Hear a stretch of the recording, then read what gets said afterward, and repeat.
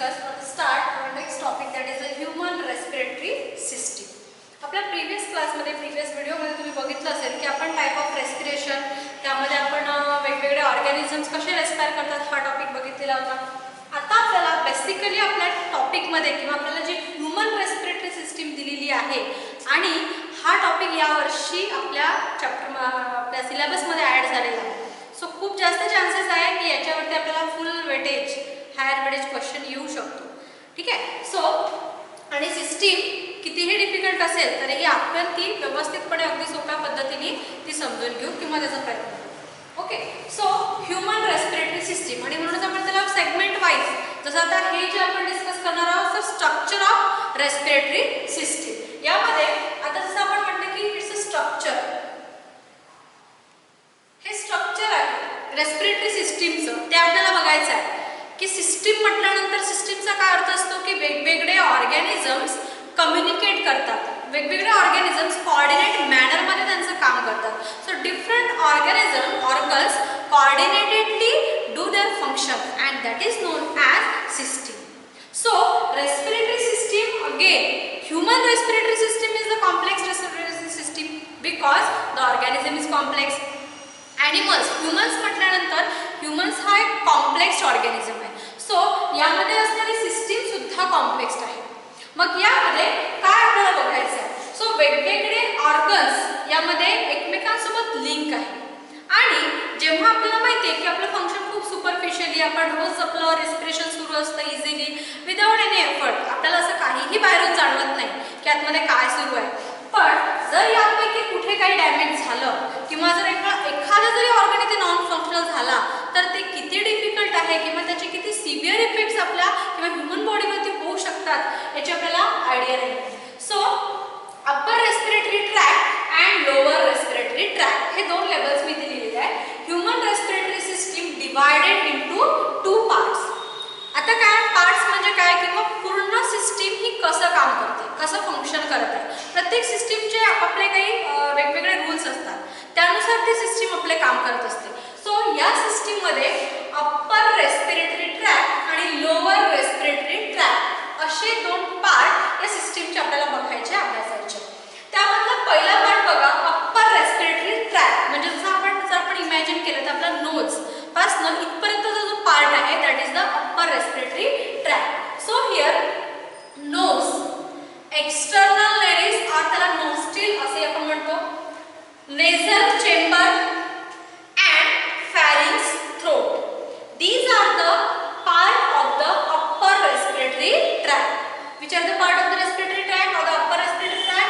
Knows, external layers or the nostril, nasal chamber, pharynx and throat. These are the basic part of the upper respiratory tract. And the lower respiratory tract, the larynx, trachea, lungs and alveoli. These are the parts of lower respiratory tract. And out of that, lungs, the paired lungs are present in the human body, the thoracic cavity, chest region. So the lungs, the main or the important organ of respiration, and in that lungs the alveoli are present, and that alveoli actually the site of gaseous exchange. So आता आपण काय म्हटलं की lungs हा अतिशय important organ आहे. मग या बाकीच्यांचं काय, हे इम्पॉर्टंट नाहीत का? सो नाही, सगळेच ऑर्गन इम्पॉर्टंट आहेत. जेवढे पार्ट्स त्याच्यामध्ये दिलेले आहेत ते सगळे इम्पॉर्टंट आहेत. ते सगळे आपापल्या लेवलला काम करतात आणि त्यामुळे जे बेसिक फंक्शन आहे ते प्रॉपरली आणि स्मूथली होत असतं. तर ते काय ते आपण बघूया आता. Upper respiratory tract, nose, single nose is present in every human, जे आपल्याला ऑलरेडी माहिती आहे. आता हे नोज जे आहे एक्सटर्नली, त्याला आपल्याला ज्या 2 openings are there, that openings are known as the nostril and that openings are external as well as internal. म्हणून आपण त्याला इथे शब्द काय वापरलेला आहे, एक्सटर्नल लेयर्स ऑर नॉस्ट्रिल, ज्या ओपनिंग्स आपण बाहेरून बघू शकतो. ओके. जसं आता बाकीचं हे जे सगळं आपण इथे लिहिलेलं आहे हे आपण बाहेरून नाही बघू शकत, पण एक्सटर्नल लेयर्स, नोज, हे आपण बाहेरून बघू शकतो. So the external layer, the paired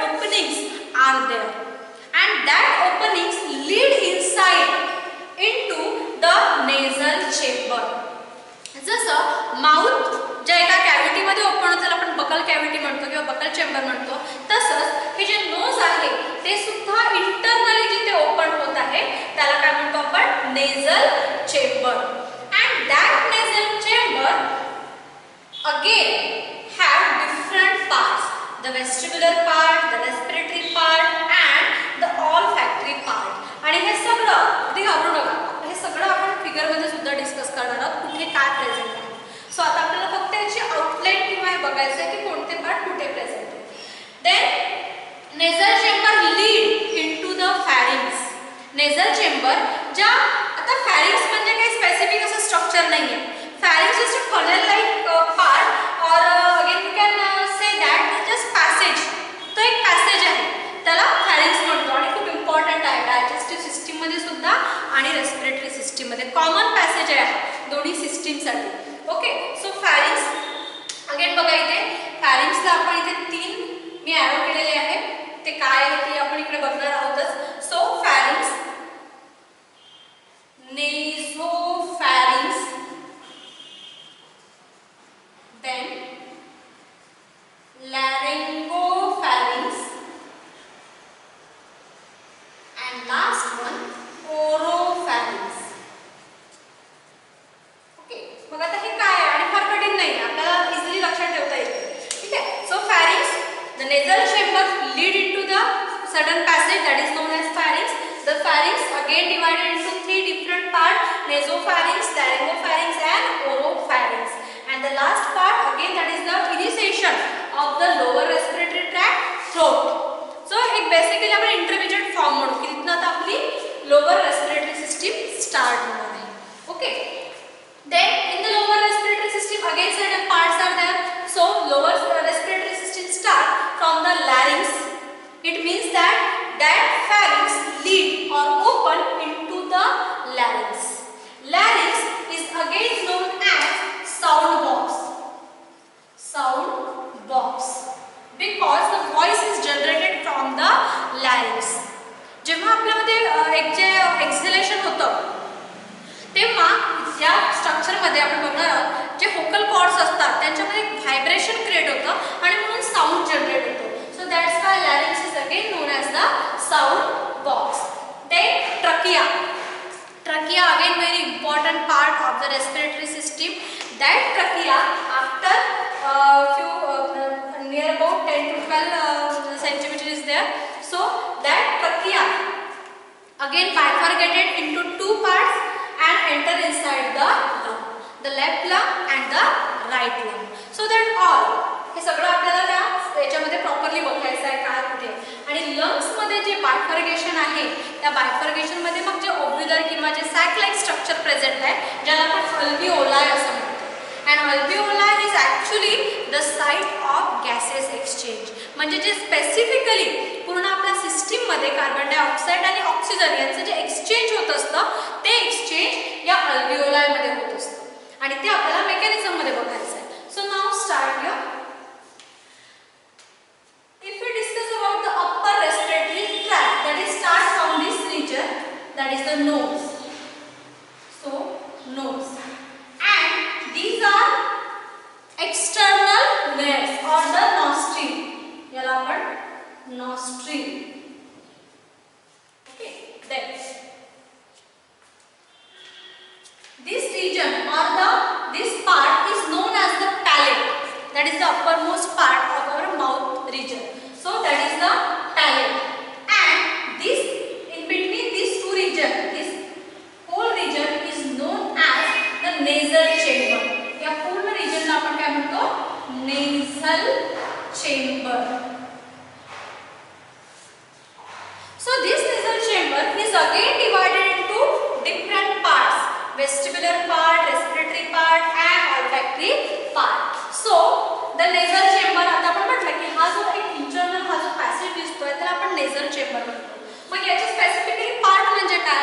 so अजून एक त्याच्यामध्ये काही कंपार्टमेंट किंवा पार्टिशन नाहीये, पण ज्या रिजन मध्ये ते प्रेझेंट असतात त्यानुसार ते पार्ट आपल्याला इथे बघायचे. So this is initial of the first part is known as vestibular. Vestibular part. त्यानंतरचं आपल्याला बघायचं आहे रेस्पिरेटरी पार्ट आणि थर्ड आपल्याला बघायचं आहे olfactory. Olfactory part. Okay. nasal chamber is divided into three parts. The basic or the initial part is known as the vestibular part. The secondmost part is known as the respiratory part, and third is known as the olfactory part. So here, if we start from the first part, that is the vestibular part. Vestibular part, it has two type of cells, or the hairy cells and mucous membrane.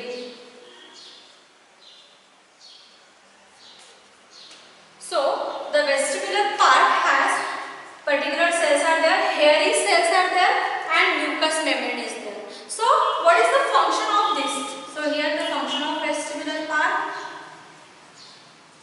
आणि हे तुम्हाला अशा प्रकारे properly अभ्यासायचं आहे, म्हणजे तुम्हाला कुठेच confusion होणार नाही, किंवा प्रॉपर्ली ते लक्षात राहील. फंक्शन, त्याचं फंक्शन काय आहे? फिल्ट्रेशन ऑफ एअर, एअरला फिल्टर्ड करणे, हे याचं फंक्शन आहे. म्हणजे काय की वेस्टिब्युलर पार्ट मध्ये जे हेअरी सेल्स आहेत, ते हेअरी सेल्स काय करतात की जेव्हा एखादा पार्टिकल, पॅथोजन, काहीही जेव्हा आपल्या नोज थ्रू, नेल्स थ्रू जेव्हा एंटर होण्याचा प्रयत्न करेल थ्रू द एअर, तेव्हा हे जे हेअरी सेल्स आहे, हे हेअरी सेल्स त्याला फिल्टर्ड करतील, त्याला आतमध्ये एंटर नाही होऊ देणार हवेसोबत किंवा एअरसोबत. आणि म्युकस मेम्ब्रेन काय करेल की म्युकस मेम्ब्रेन कंटिन्युअसली त्या mucous membrane through mucus secretion सुरू असतं. सो त्या म्युकसमध्ये हे जे पॅथोजन्स, पार्टिकल्स एंटर झाले सपोज एअर थ्रू, तर त्याला स्टिक होतील, चिपकतील, आणि ते आतमध्ये एंटर होऊ शकणार नाही. So, in the next part of the nasal chamber, in the respiratory part, just the filtered air entered. आपल्या सेकंड पार्ट मध्ये नेझल चेंबरच्या, नेझल कॅव्हिटीच्या, कॅव्हिटी सुद्धा म्हणतात त्याला, नेझल कॅव्हिटीच्या दुसऱ्या पार्ट मध्ये जी एअर एंटर्ड होणार आहे, ती एअर कशी राहणार आहे? ती फिल्टर्ड एअर राहणार आहे.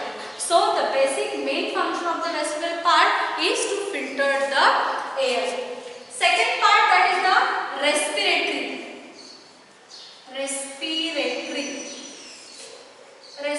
पार्ट, अतिशय इम्पॉर्टंट पार्ट आहे हा. याला कंडिशनर असंही म्हणतात, कंडिशनिंग किंवा रेग्युलेशन, हिट रेग्युलेशन और द एअर रेग्युलेशन असंही म्हणतात. मग काय फंक्शन आहे किंवा कशा प्रकारे हा जो पार्ट आहे हा काम करतो? So this part is highly vascular and mucosal. Vascular आहे म्हणजेच ब्लड सप्लाय व्यवस्थित राहणार, प्रॉपर राहणार, अबंडंट राहणार, आणि म्युकोजल आहे म्हणजे म्युकसचं सिक्रेशन सुद्धा तिथे प्रॉपर अमाऊंटमध्ये होणार. मग काय गरज आहे या दोघांची किंवा काय फंक्शन करतात? सो आता बघा, सपोज आपण जेव्हा एअर आपल्या ह्याच्यामध्ये एंटर्ड होईल, ती एअर जर वॉर्म असेल, दोन प्रकारची एअर एंटर्ड होऊ शकते, warm air and cold air. जर वॉर्म एअर आपल्या बॉडीमध्ये एंटर्ड झाली आणि ती तशीच जर आपल्या अल्व्हेओलायपर्यंत पोहोचली, तर ती त्या अल्व्हेओलायला डॅमेज करेल, ते कारण त्याचं टेम्परेचर आपल्या बॉडी टेम्परेचरपेक्षा जास्त आहे. सेम जर कोल्ड एअर एंटर्ड झाली तरी सुद्धा अल्व्हेओलायला काहीतरी डॅमेज होणार. दोन्ही केसमध्ये आपल्याला वॉर्म एअर पण नको आहे आणि कोल्ड एअर पण नको आहे, बरोबर? मग जर वॉर्म एअर एंटर्ड होत असेल तर ती वॉर्म एअर या रेस्पिरेटरी चेंबरमध्ये जाऊन आपल्या बॉडी टेम्परेचर पर्यंत कोल्ड होणार किंवा त्याचं टेम्परेचर रेग्युलेट होणार. तसंच जर कोल्ड एअर एंटर्ड होत असेल तरी सुद्धा रेस्पिरेटरी पार्टमध्ये किंवा त्या चेंबरमध्ये गेल्यानंतर ती एअर ऑप्टिममली बरोबर आपल्या बॉडी टेम्परेचरपर्यंत ते टेम्परेचर मेंटेन करेल. मग हे सगळं कसं होतं? सो जर आपल्या याच्यामध्ये वॉर्म एअर एंटर, दोन कंडिशन्स बघा, दोन सिच्युएशन्स आपल्याकडे आहेत, वॉर्म एअर आणि कोल्ड एअर. आता वॉर्म एअर जर एंटर होणार असेल किंवा झाली तर काय होईल? वॉर्म एअर जर एंटर झाली तर जास्तीत जास्त म्युकस सिक्रेट होईल त्या पार्टमध्ये, कारण आपण काय म्हटलं, म्युकोजल मेम्ब्रेन तिथे प्रेझेंट आहे. सो जर वॉर्म एअर एंटर्ड होत असेल, if the warm air is entered inside our nasal chamber, the most amount or the appropriate amount of mucus secreted there, and from this mucus water evaporates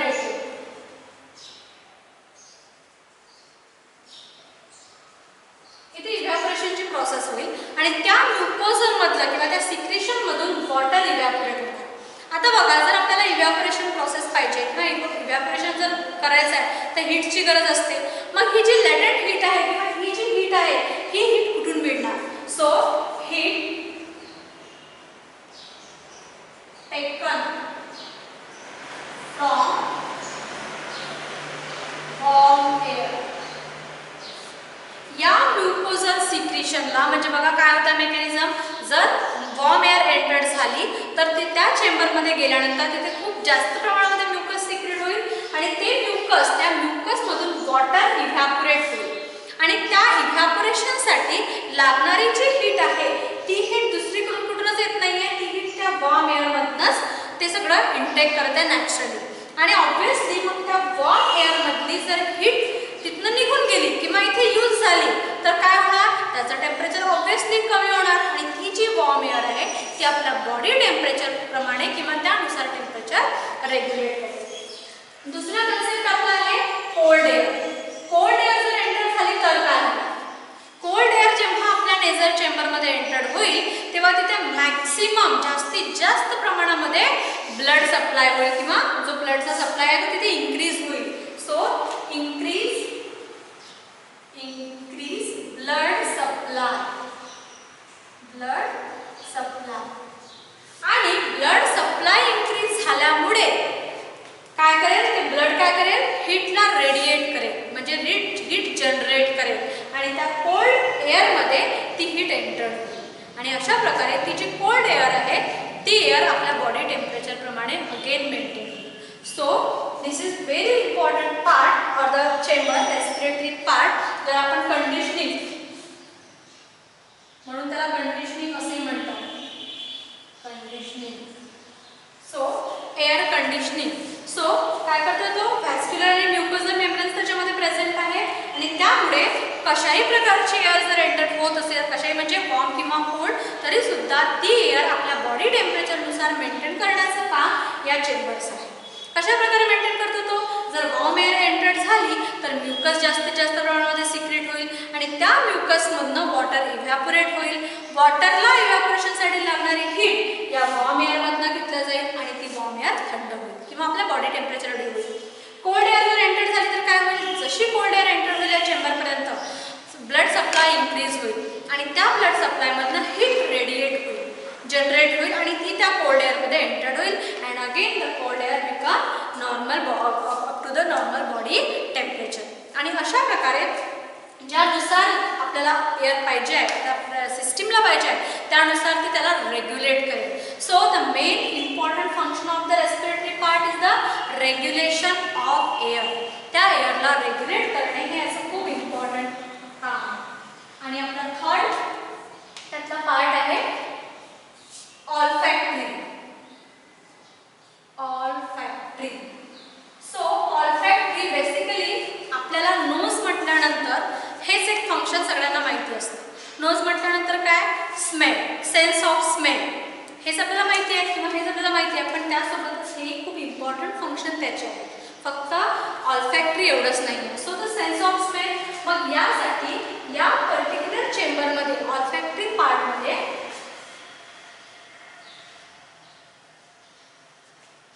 cnidarian, spelling थोडं वेगळं आहे याचं बघाल, SCHNERDERIAN,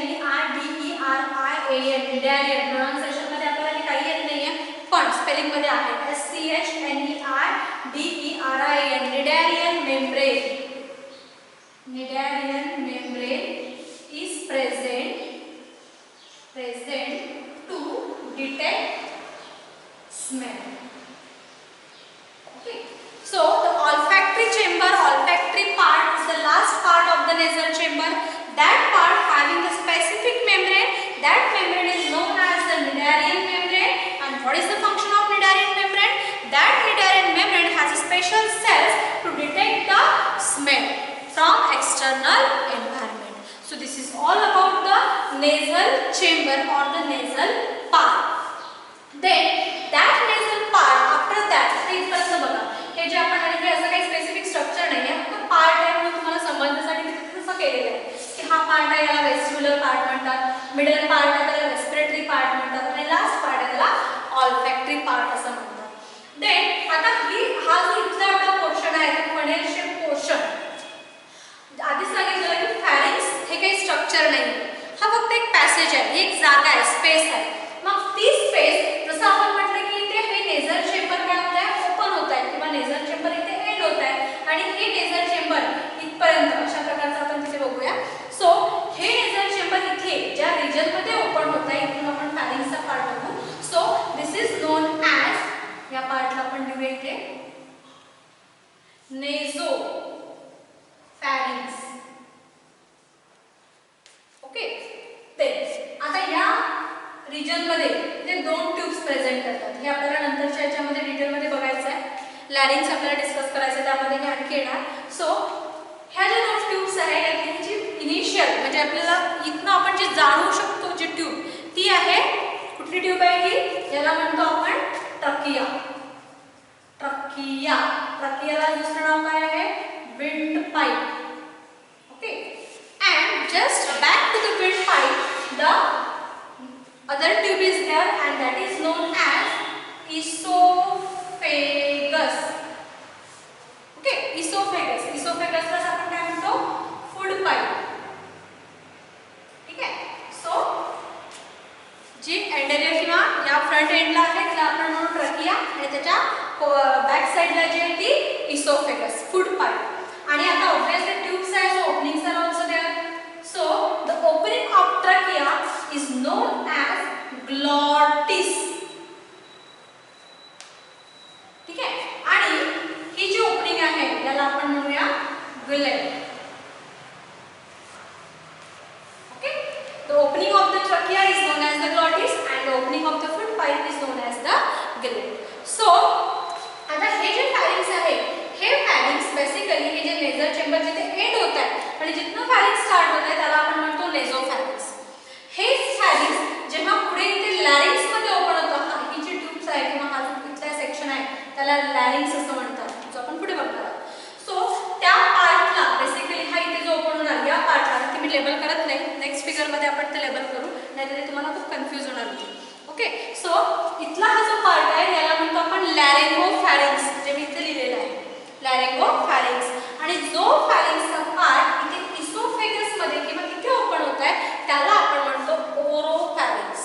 okay, so फॅरिंक्स असं काही structure नाही आहे, just passage, common passage for the respiratory as well as the digestive system. That's why according to the reason the different part is there. So the pharynx in a particular region of the nasal chamber known as the nasopharynx, the pharynx open through the larynx known as the laryngopharynx and the pharynx in the region of esophagus known as the oropharynx. So this is about the upper respiratory tract. इथपर्यंत आपला हा जो portion आज झालेला आहे तो respiratory tract मधला आपला अर्धा पोर्शन झालेला आहे स्ट्रक्चर मधला. ओके, ज्यामध्ये आपण nose, external structure, then external layers, आणखी किती पॉइंट राहिला की हे जे इथे नेझल चेंबर जिथे एंड होणार आणि हे जे बलचे पार्ट इथे काढले ड्रॉ केलेला आहे या पार्टला म्हणतात युव्युला. युव्युला, या युव्युलाचं फंक्शन काय असतं, जेव्हा आपण सॉलो करतो, जेव्हा आपण गिळतो तेव्हा या युव्युला हा इंटरनल लेयर्स नावाचा पोर्शन आहे, इंटरनल लेयर्स, त्याला काय करतात, क्लोज करतात. So this is the function of uvula. आता नेक्स्ट याच्यामध्ये आपल्याला जे याचा रिमेनिंग जो पार्ट बघायचा आहे लॅरिंक्स आणि इथला काही थोडा सेक्शन, सो तो आपण आपल्या नेक्स्ट याच्यामध्ये डिस्कस करूया. सध्या तुम्हाला ही सिस्टीम अभ्यास करणे किंवा आता हा एवढा जो पोर्शन झालेला आहे हा जेव्हा तुम्ही बघाल तेव्हा बेसिकली यानुसार तुम्हाला हे नोट करायचं आहे आणि ह्या सिस्टीमचा आपण जर सेगमेंट वाईज घेऊ तर ती प्रॉपर सिस्टीम तुम्हाला व्यवस्थित कळेल.